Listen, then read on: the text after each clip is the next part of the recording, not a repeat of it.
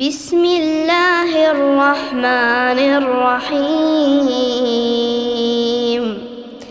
عما يتساءلون عن النبأ العظيم الذي هم فيه مختلفون كلا سيعلمون ثم كلا سيعلمون ألم نجعل الأرض مهادا والجبال أوتادا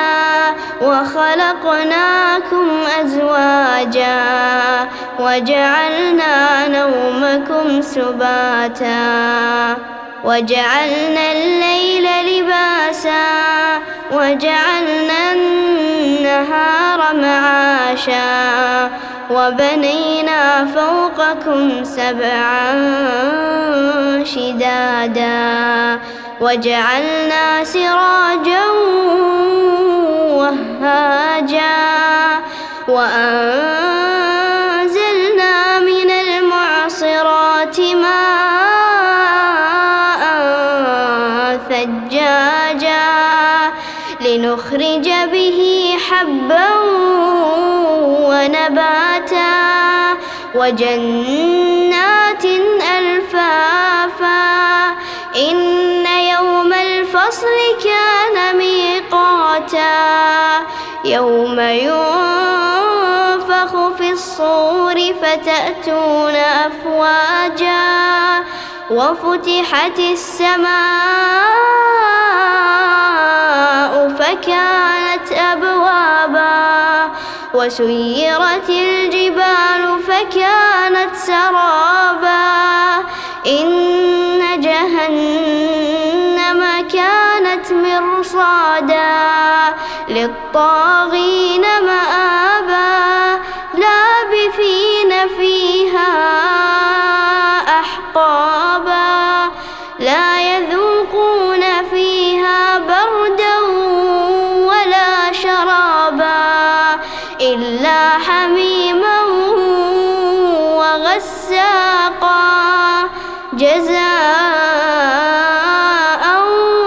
وفاقا إنهم كانوا لا يرجون حسابا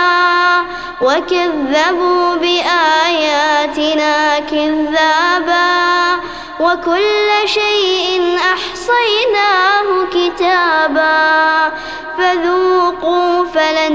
نزيدكم إلا عذابا إن للمتقين مفازا حدائق وأعنابا وكواعب أترابا وكأسا دهاقا لا يسمعون فيها لغوا ولا كذابا جزاء من ربك عطاء حسابا رب السماوات والأرض وما بينهما الرحمن